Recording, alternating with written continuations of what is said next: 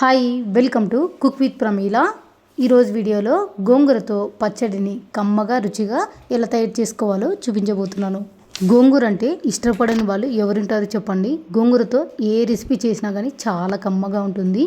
నేను చూపించబోయే ఈ రెసిపీ మాత్రం వైట్ రైస్లోకైనా, బగారన్నంలోకైనా, పలావులోకైనా, బిర్యానీలోకైనా చాలా కమ్మగా ఉంటుంది. ఈ పచ్చడి 2-3 నెలల వరకైనా స్టోర్ చేసుకోవచ్చు. చాలా టేస్టీగా కూడా ఉంటుంది. ఫ్రెండ్స్, మరి సింపుల్గా గోంగూర పచ్చడి ఎలా తయారు చేసుకోవాలో వీడియోలోకి వెళ్ళి చూసేయండి. గోంగూర పచ్చడి తయారు చేయడం కోసం నేను ఇక్కడ ఒక 20 రూపాయలది గోంగూర అయితే తీసుకున్నాను.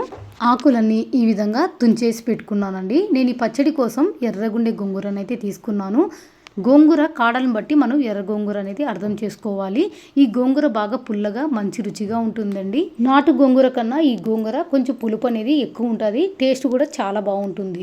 ఇలా గోంగూర అంతా ఆకుల్లాగా ఉంచేసుకున్నాక ఒక 2-3 సార్లు బాగా కడుక్కోవాలి. లేదంటే ఇసుక అనేది ఎక్కువ ఉంటుంది కాబట్టి నీట్గా కడుక్కొని పక్కన పెట్టుకోవాలి.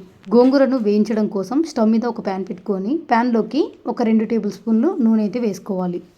నూనె వేడయ్యాక ఇందులోకి కొన్ని మెంతులు, 1 టేబుల్ స్పూన్ ధనియాలు, 1 టీ స్పూన్ జీలకర్రను కూడా వేసుకొని మంట సిమ్లోనే పెట్టుకొని ఈ మూడింటిని దోరగా వేయించుకోవాలి. మెంతులు, ధనియాలు, జీలకర్ర ఈ విధంగా బాగా వేయించుకున్న తర్వాత ఇప్పుడు ఇందులోకి 1 టేబుల్ స్పూన్ నువ్వులను కూడా వేసుకొని మంట సిమ్లోనే పెట్టుకొని ఇవన్నీ మంచి సువాసన వచ్చేంత వరకు బాగా కలుపుకుంటూ ఫ్రై చేసుకోవాలి.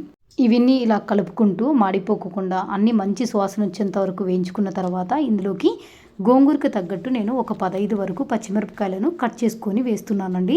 గోంగూర పులుపు ఎక్కువ ఉంటుంది కాబట్టి పులుపుకు తగ్గట్టు పచ్చిమిరపకాయలు వేసుకున్నామంటే పచ్చడి టేస్ట్ చాలా బాగుంటుంది. నేను తీసుకున్న గోంగూరకు పచ్చిమిరపకాయలు అనేది కరెక్ట్గా సరిపోయినాయండి. బాగా కారంగా టేస్టీగా ఉంది. పచ్చిమిరపకాయలు కొన్ని కారం ఎక్కువ ఉంటాయి, కొన్ని కారం తక్కువ ఉంటాయి కాబట్టి వాటి బట్టి మనం పచ్చిమిరపకాయలు తీసుకుంటే సరిపోతుంది. పచ్చిమిరపకాయలు బాగా దోరగా వేయించేసుకోవాలి. ఇలా దొరగా వేగిన తర్వాత ఇందులోకి ఒక 2 టమోటాలు అయితే కట్ చేసుకొని వేసుకోవాలి. చిన్నవైతే 2 తీసుకున్నాను, పెద్దవైతే 1 తీసుకోండి. తర్వాత ఇందులోకి ముందుగా కడిగి పెట్టుకున్న గోంగూర అంతా వేసుకోవాలి. ఇలా గోంగూర అంతా వేసుకున్న తర్వాత మంట మీడియం ఫ్లేమ్ పెట్టుకొని అంతా ఒకసారి బాగా కలిసేలాగా కలుపుకోవాలి. అడుగు నుంచి ఈ విధంగా గోంగూర అంతా బాగా కలుపుకోండి. ఆ నువ్వులు, ధనియాలు, టమోటాలు, పచ్చిమిరపకాయలు అన్ని గోంగూరలో కలిసేలాగా కలుపుకోవాలి. మంట మీడియం ఫ్లేమ్ పెట్టేసుకొని 1 నిమిషం ఇదంతా బాగా కలిసేలాగా కలుపుకోవాలి. 1 నిమిషం ఇలా కలుపుకున్న తర్వాత ప్యాన్కి మూత పెట్టుకొని మీడియం ఫ్లేమ్లో ఒక 3-4 నిమిషాలు బాగా మగ్గించుకోవాలి. ఒక 4 నిమిషాలు గోంగూరను ఈ విధంగా మగ్గించుకున్న తర్వాత ఒక్కసారి ఇదంతా బాగా కలుపుకొని ఇందులోకి ఒక 1/4 టీ స్పూన్ పసుపు, అలాగే రుచి తగ్గట్లు కల్లుప్పు అయితే వేస్తున్నాను. గోంగూర పులుపు ఎక్కువ ఉంటుంది కాబట్టి గోంగూరకు సరిపడా నేను కల్లుప్పు అయితే ఇక్కడ వేస్తున్నానండి. కొంచెం ఎక్కువగానే వేసుకున్నాను. వేసుకున్న తర్వాత ఇలా ఉప్పు, పసుపు అంత బాగా కలిసేలాగా కలుపుకోవాలి.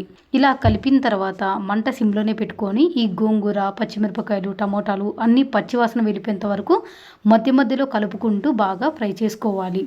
లేదంటే అడగంతా మాడిపోతుంది, పచ్చడి కూడా టేస్ట్ చేంజ్ అవుతుంది. కాబట్టి సిమ్లోనే పెట్టుకొని మధ్య మధ్యలో కలుపుకుంటూ మగ్గిచ్చేసుకోవాలి. చూడండి, గోంగూర, పచ్చిమిరపకాయలు, టమోటాలు అంతా ఈ విధంగా బాగా మగ్గించుకున్న తర్వాత ఇప్పుడు స్టవ్ ఆఫ్ చేసుకొని ఇదంతా బాగా పూర్తిగా చల్లారబెట్టుకోవాలి. గోంగూర అంతా పూర్తిగా చల్లారిన తర్వాత అంతా ఒక మిక్సీ జార్లోకి వేసుకోవాలి. గోంగూర అంతా మిక్సీ జార్లోకి వేసుకున్న తర్వాత మరీ మెత్తగా కాకుండా కొంచెం కచ్చపచ్చగా మిక్సీ పట్టుకోవాలి. చూసారు కదా, ఈ విధంగా మిక్సీ పట్టుకోవాలి.